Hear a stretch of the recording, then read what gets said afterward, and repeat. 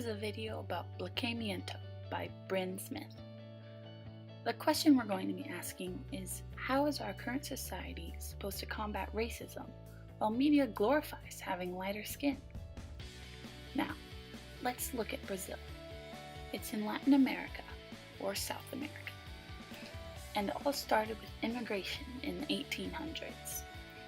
People from Europe crossed over the ocean in search of new land, even though they didn't know natives were in Brazil.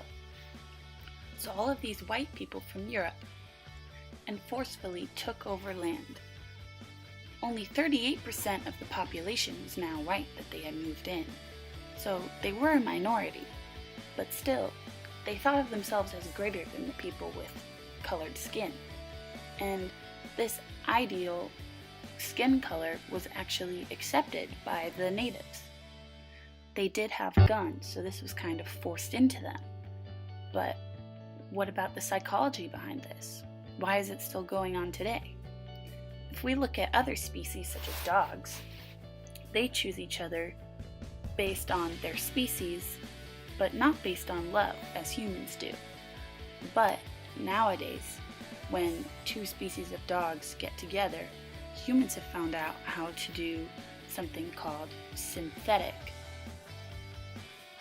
selection. And synthetic selection is something where you take two different breeds of dogs and force them to be together to create either a new species or new looking type of dog. Now, the dogs didn't choose this, but we have things called dog breeders. So now, these two dogs of different species are having dogs that look like the mom and the dad that are two different species. So the DNA in these dogs are actually mixing and changing. The reason I bring this up is because it's not just dogs who go through this. Humans actually do go through this due to some laws. Humans were forced and encouraged to actually lighten the skin in Brazil.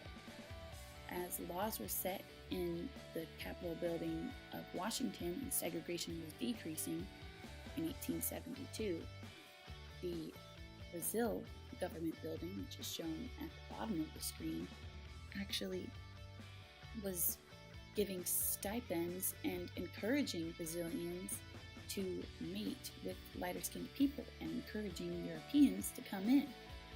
Other countries were going through this at the same time, including Cuba and South Africa and Mexico and Jamaica and even Australia. All of these countries were going through the same thing. But right now, let's talk about some people in Mexico. Because people from Mexico also met natives from America. And they fell in love and saw no problem with it and created their own ethnicity called Mestizaje. Now, in this time period, there was still segregation in America, where black people and white people couldn't be in the same seats. But why not together? Now, these people were segregated, and their classes were segregated as well, where black people were on the bottom and white people were on the top. Now, the goal is to have everyone even and in the middle. Because nowadays there's still racism in America and all throughout the world. The white people tend to get the money because they were seen as better or had ideal skin tones.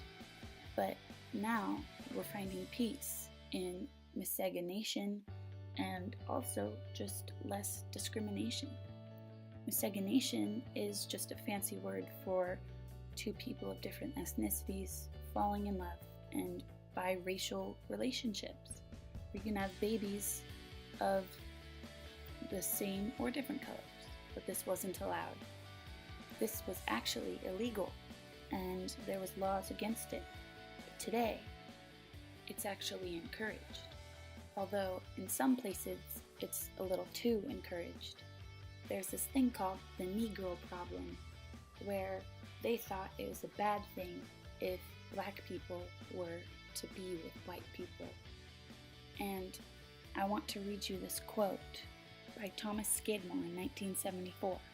He said, You of the United States are keeping the blacks as an entirely separate element, and you are not treating them in a way that fosters their self-respect. They will return a menacing element in your civilization, permanent and perhaps even after a while a growing element. With us, the Brazilians, the question tends to disappear and become absorbed. Now, what I believe he means by this is that Brazilians idealize the fact that throughout time, everyone would have the same skin color because it would be so inbred that the black and white would mix. But in Brazil, there's so many different skin tones that it's hard to tell. And you can tell that there's some racism because they don't like the word black. There's dark nut, light nut, warm, and brown. And there's this project called Humane, which is actually a racism movement produced by this photographer who takes pictures of all the different skin tones they can find in Brazil and celebrates them. And today in the US there's still discrimination, and in Brazil and all over the world, the Middle East and also Australia. It's an ongoing problem that we still need to face. And I believe that with everyone's help, we can get through it and save the world.